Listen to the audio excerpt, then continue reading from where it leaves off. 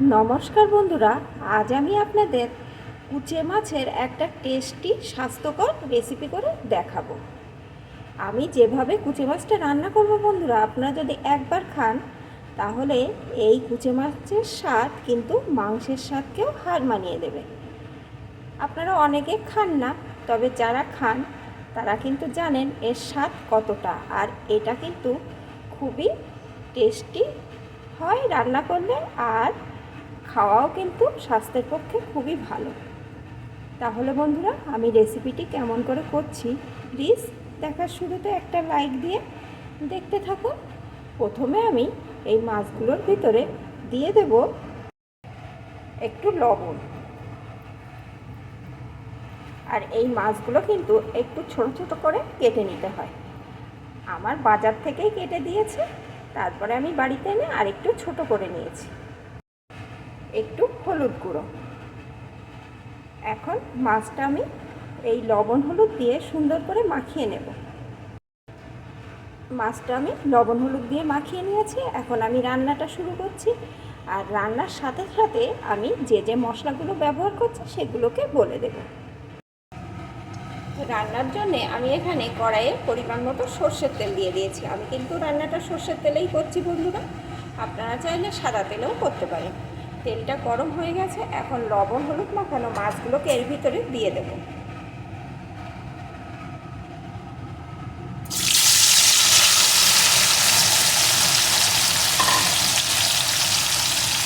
এখন মাছগুলোকে আমি এপিট ওপিট করে এইভাবে নেড়ে নেড়ে ভেজে নেব।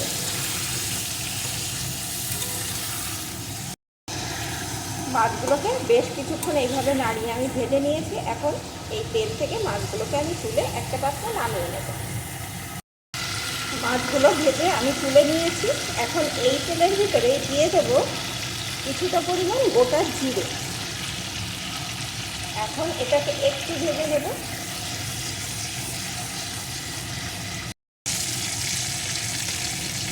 ফোড়নটাকে ভেজে নিয়েছি। এখন এর ভিতরে দিয়ে দেবো একটু রসুন কুচি।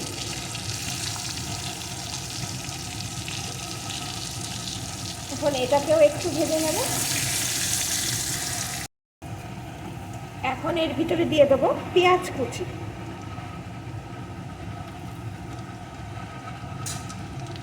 পেঁয়াজটাও রসুনের সাথে একটু ভেজে নেব। পেঁয়াজটাও সুন্দর করে ভেজে নিয়েছি। এখন এর ভিতরে দিয়ে দেবো একটা টমেটো কুচি।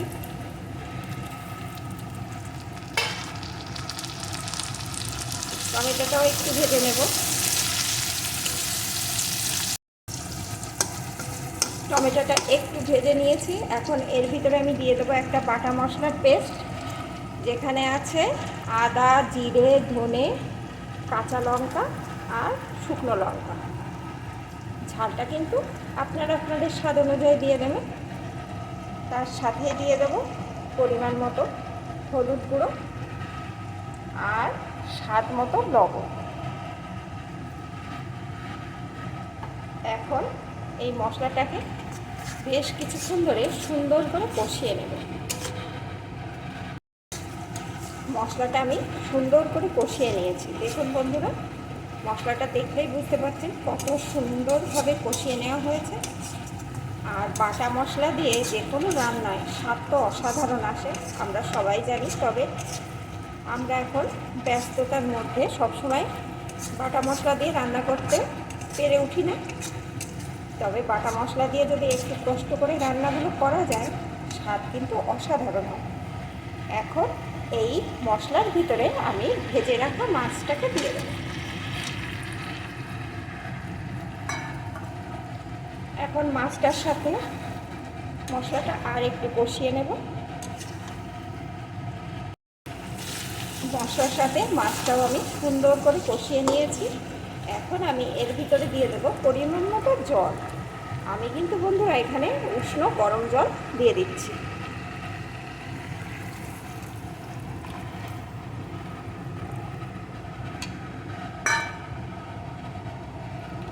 এখন একটু ফুটিয়ে নেব।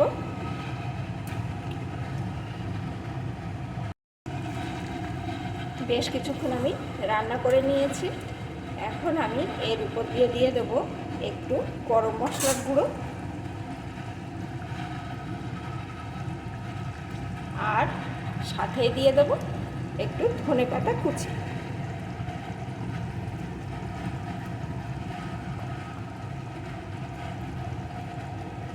একটু মিশিয়ে নেব।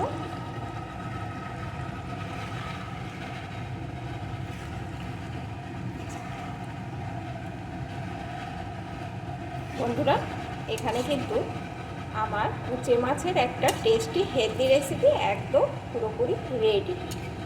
আমার রেসিপিটি আপনাদের কেমন লাগলো প্লিজ কমেন্ট করে জানাবেন, আর ভালো লাগলে কিন্তু বন্ধুরা অবশ্যই একটা লাইক করে দেবেন।